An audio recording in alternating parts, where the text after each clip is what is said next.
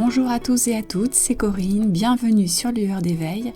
Je vous retrouve aujourd'hui pour un nouveau podcast que je vais certainement intituler « Ne vous attachez plus à l'éphémère et nourrissez-vous d'éternel ».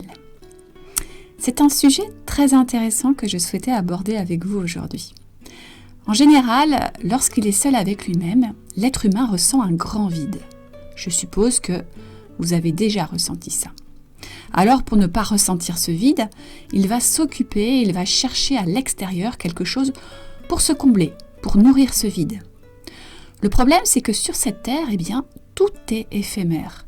Notre propre vie est éphémère, en tout cas en ce qui concerne notre corps physique. Nous savons qu'à un moment donné, nous mourrons.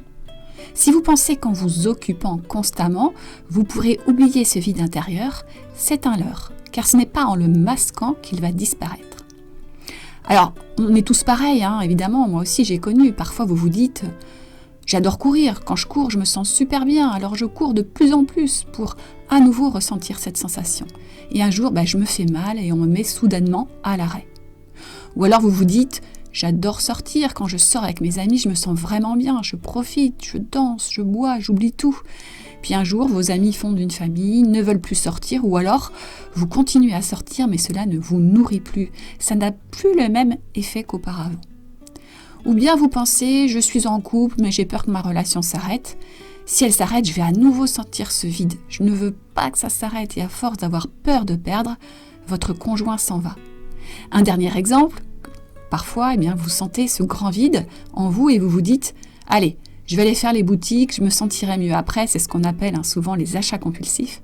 Et une fois que vous avez acheté tout ce qui vous a fait plaisir, vous ressentez à nouveau ce vide et vous culpabilisez d'avoir dépensé autant d'argent. Ce qu'il faut bien comprendre, c'est que rien n'est permanent sur Terre. Tout change, tout se transforme. L'être humain ne peut vivre que dans le changement. Il n'a pas le choix. Et ce qui est fou, c'est que souvent, il pense qu'il faut faire le contraire. Il faut tout rendre sécurisé, permanent. Alors l'être humain, qu'est-ce qu'il fait ? Il contrôle et il s'attache. Et lorsqu'il s'attache et lorsqu'il contrôle, cela le rassure. Et il devient de plus en plus dépendant. C'est ce qu'on remarque, surtout dans notre société actuelle, il y a énormément de dépendance chez l'être humain. Car en fait, il va orienter sa vie autour des désirs. Et le problème, c'est que lorsque nous avons des désirs, nous ne pensons qu'à une seule chose, les assouvir. Il y a comme à chaque fois une surmotivation à vouloir assouvir un désir. Mais pourquoi ? En fait, c'est parce qu'on pense que lorsque nous assouvirons ce désir, nous connaîtrons enfin le bonheur et la paix durable. On a tous connu ça. C'est évident.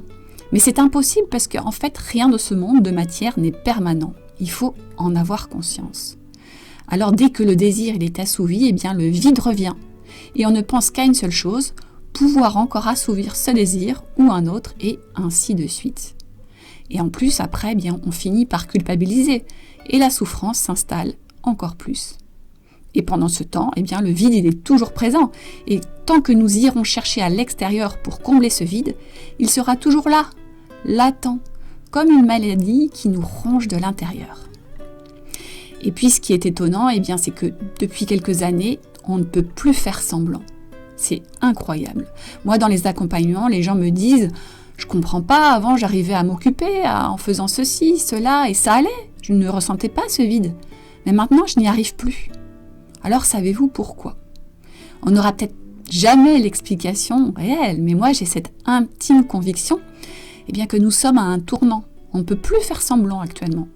Les énergies présentes nous poussent vers notre authenticité. Et quand nous sommes en quête de cette authenticité, nous devrons nous confronter tôt ou tard à ce vide. Alors évidemment, je ne vous dis pas, il n'est pas question d'arrêter d'un seul coup nos désirs et tous les substituts, parce que si on le fait quand on ne sait pas encore apporter à soi-même l'amour et la paix, cela va accentuer le déséquilibre. Dans un premier temps, il faut juste mettre de la conscience sur ce type de comportement compulsif et accepter qu'on compte pour l'instant un vide, car on n'a pas encore nourri ce vide par nous-mêmes. Surtout, il ne faut pas se juger, parce qu'il faut du temps pour grandir et évoluer. Mais mettre de la conscience est toujours un premier pas. Et évidemment, l'idéal, c'est de poursuivre sur cette lancée. C'est pour cela que souvent, il est souhaitable, à un moment ou un autre, d'emprunter le chemin de l'éveil, le retour à soi. Alors pourquoi exactement ? Parce que l'être humain, il sera enfin guéri de son vide intérieur lorsqu'il aura reconnecté avec l'éternel. Mais qu'est-ce que l'éternel ? Je vous parle d'éphémère, d'éternel, mais c'est quoi l'éternel ? C'est cette énergie de vie, cette intelligence qui pourvoit à tout. On dit qu'elle est omnisciente, omniprésente et omnipotente. C'est ce qui est partout, dans la nature, dans les océans, dans le cosmos. C'est ce qui régit tout et partout.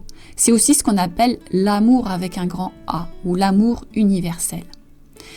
Et moins vous souffrirez, plus vous pourrez vous remplir de cette grande énergie. C'est aussi ce que certains appellent Dieu, ou l'univers, ou la source, ou le grand tout, peu importe finalement le terme utilisé. Le jour où vous vous remplirez de cette grande énergie, vous ne ressentirez plus ce grand vide intérieur, même lorsque vous serez seul. En fait, notre personnage égotique, il a soif d'éphémère car il pense qu'en assouvissant des désirs, il sera en paix. Et à l'inverse, notre âme, elle a soif d'éternel et elle essaie de nous ramener constamment vers cette grande intelligence à laquelle on doit s'abandonner. On dit que le chemin d'éveil, c'est un chemin de retour à soi. Mais ce n'est pas du tout un retour à soi égoïste. Au contraire, puisque plus on va s'aimer, plus on va se détacher des désirs extérieurs, et plus on va se remplir d'amour, et plus on va pouvoir se connecter à cette grande intelligence qui nous fait comprendre que finalement, nous sommes tous un. C'est-à-dire que nous faisons tous partie de cette grande intelligence. À l'inverse, si nous restons dans notre personnage égotique qui vit dans l'illusion, nous continuons à nous accrocher à des désirs pour éviter de ressentir notre vide intérieur. Par exemple, nous pouvons combler ce vide par la nourriture, et notamment par le sucre. Mais à chaque fois, la souffrance se représentera, et l'apport de sucre, par exemple, nous sortira momentanément du vide intérieur, mais ce sera toujours de courte durée. Ça, on l'a tous vécu à un moment ou un autre. Plus nous souhaitons assouvir ce désir, plus nous créons de l'attachement et plus nous nous accrochons à l'objet de ce désir. Et la source du désir, ça peut être un objet, une personne, une situation, c'est la même chose. À chaque fois, vous créez de l'attachement.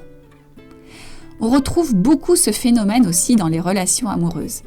Plus il y a de l'attachement et de la dépendance dans la relation, et plus il y a de la souffrance, car cela va engendrer des peurs, et notamment la peur de perdre. Ce qu'il faut savoir, c'est que le sentiment amoureux, ce n'est pas l'amour avec un grand A, c'est-à-dire l'amour universel, cette grande intelligence dont je parlais juste avant. Le sentiment amoureux, lui, il est éphémère. Il faut l'accepter, c'est comme ça. Aimer une personne, sur Terre, toute sa vie, est bien évidemment possible, mais c'est assez rare, et c'est plutôt finalement une forme d'attachement qui s'installe. Ce qui n'est d'ailleurs pas un problème si tout se passe bien et qu'il n'y a pas de souffrance. Mais à partir du moment où il y a de la souffrance, cet attachement devient toxique et encore une fois, même en restant dans le couple, le vide intérieur sera de plus en plus fort. Alors pourquoi ?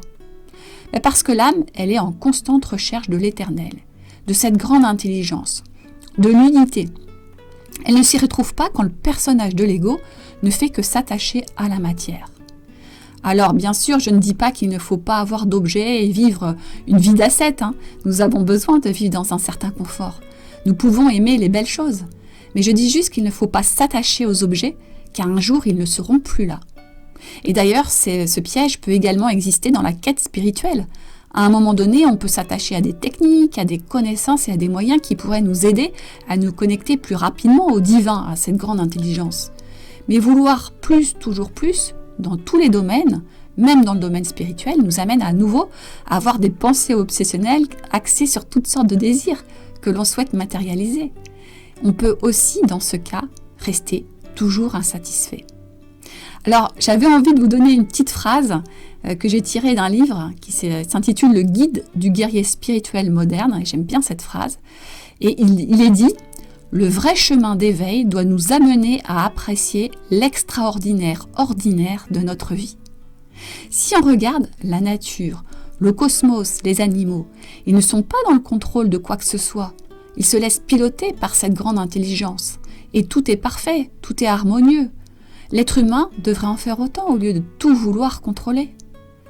Chaque jour, vous êtes une nouvelle personne et chaque jour, vous devriez vous en remettre à cette grande intelligence qui pourvoit à tout. Vous devriez vraiment vous laisser traverser par cette grande énergie de vie et faire confiance, avoir la foi que vous êtes ici sur Terre pour une bonne raison. Et cette grande intelligence a un plan divin prévu juste pour vous. Tout le monde du vivant, à part l'homme, s'abandonne à cette grande source de vie. Mais l'homme, lui, préfère vivre dans son monde de préoccupation, il préfère faire confiance à son monde de contrôle et d'attachement, plutôt que d'avoir foi en cette grande intelligence d'amour universel. L'homme, lui, préfère se sentir responsable de tout, plutôt que de faire confiance à cette grande énergie de vie qui pourtant le dépasse. C'est un peu son défi à l'être humain, parce que lui, en ayant ce mental et cet ego, eh bien c'est beaucoup plus compliqué de s'abandonner justement à cela. Tout ce dont je vous parle là aujourd'hui peut vous paraître si loin de la façon dont vous envisagez votre vie, mais si vous commencez à mettre un pied, puis deux, puis trois dans ce monde de perfection divine, vous ne pourrez plus revenir en arrière. Alors oui, cette perfection, elle est là, mais elle ne veut pas dire qu'il n'y aura plus d'épreuves. Dans la nature, il y aura encore des ouragans, mais elle nous présente les bonnes épreuves, celles nécessaires à notre évolution. Le contrôle et l'attachement aliènent l'être humain. La foi et l'amour le libèrent. L'éphémère aliène le personnage égotique. L'éternel le libère. Quand on agit contre cette grande intelligence, on agit à contre-cœur, sans écouter notre âme. À l'inverse, quand on s'abandonne à cette grande intelligence, on agit avec le cœur et notre âme est en paix. Donc voilà pourquoi je voulais vous expliquer tout cela. Quand on fait ce chemin d'éveil et qu'on fait confiance à cette grande intelligence, à la source, à Dieu, à l'univers, peu importe comment on l'appelle, eh bien chaque jour est nouveau parce qu'on sait que rien n'est permanent sur cette terre, dans cette réalité. On se renouvelle à chaque instant et surtout, eh bien on suit le flux de la vie. On s'abandonne à cette grande intelligence. Et quand on arrive à faire ça, on se rend compte que finalement, tout arrive au bon moment. On est dans l'abondance. On n'est pas privé quand on fait ça. À l'inverse, quand on reste dans le contrôle de tout, quand on reste aliéné à nos désirs, à nos pulsions, quand on reste dans l'attachement, eh bien c'est là que tout devient compliqué. On se fait une montagne de tout.